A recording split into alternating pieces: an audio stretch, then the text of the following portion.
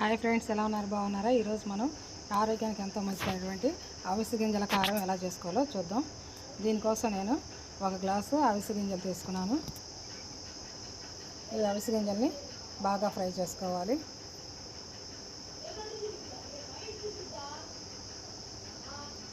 ఇవి బాగా చిటపట్లాడేటట్టు ఫ్రై చేసుకోవాలి. చూడండి, ఇలా బాగా చిటపట్లాడుతూ ఉంటాయి.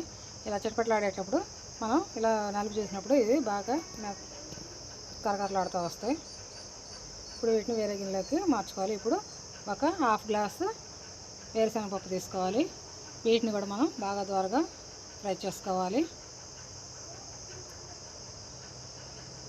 ఇవేవి మాడిపోకుండా చూసుకోవాలి. ఇవి కూడా ఫ్రై అయిన తర్వాత వీటిని వేరే ప్లేట్లోకి మార్చుకోవాలి.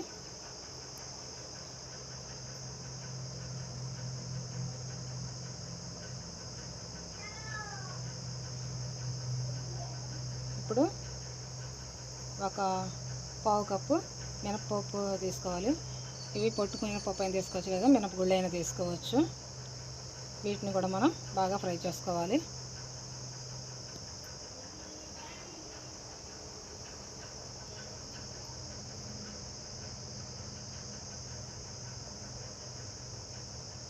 ఇవి కూడా మనం గోల్డెన్ బ్రౌన్ కలర్ వచ్చే వరకు ఇలా ఫ్రై చేసుకోవాలి.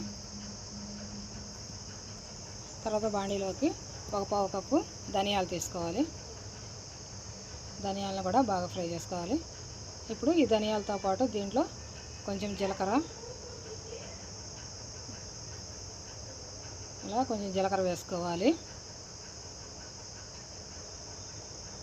దీంట్లోనే కొంచెం మిరియాలు వేసుకోవాలి.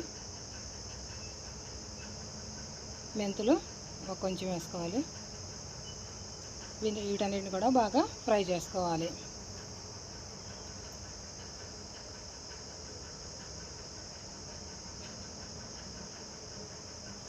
ఇవన్నీ ఫ్రై అయిన తర్వాత వీటన్నిటిని ఒక ప్లేట్లోకి ట్రాన్స్ఫర్ చేసుకోవాలి. ఇప్పుడు బాండీలోకి 17-18 ఎండుమిరపకాయలు తీసుకున్నాను. వీటితో పాటు కొంచెం కరివేపాకు వేసుకోవాలి.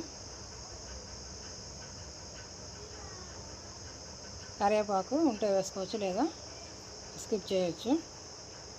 కరివేపాకు తీసుకొని వీటన్నిటిని కూడా బాగా ఫ్రై చేసుకోవాలి. ఈ మిరపకాయలు కరివేపాకు మాడిపోకుండా మీడియం ఫ్లేమ్లో పెట్టి బాగా ఇలా ఫ్రై చేసుకోవాలి. ఇప్పుడు మనం ఫ్రై చేసుకున్నటువంటి దినుసులన్నీ బాగా ఆరిన తర్వాత ఒక మిక్సీ జార్ తీసుకొని ఈ మిక్సీ జార్లోకి వీటన్నిటిని వేసుకోవాలి.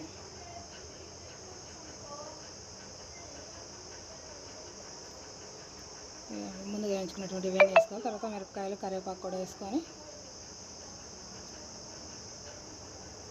దీంట్లోకి కొంచెం చింతపండు వేసుకోవాలి. వెల్లుల్లి రెబ్బలు కూడా వేసుకోవాలి. మన టేస్ట్కి తగినట్టు సాల్ట్ కూడా వేసుకోవాలి. సాల్ట్ వేసుకొని దీన్ని మెత్తగా గ్రైండ్ చేసుకోవాలి. బాగా మెత్తగా అవసరం లేదు, కొంచెం బరగ్గానే గ్రైండ్ చేసుకోవచ్చు. ఇలా గ్రైండ్ చేసుకోవాలి. అవిసె గింజల కారం రెడీ. ఈ వీడియో కనుక మీకు నచ్చినట్లయితే లైక్ చేయండి, షేర్ చేయండి, సబ్స్క్రైబ్ చేసుకోండి.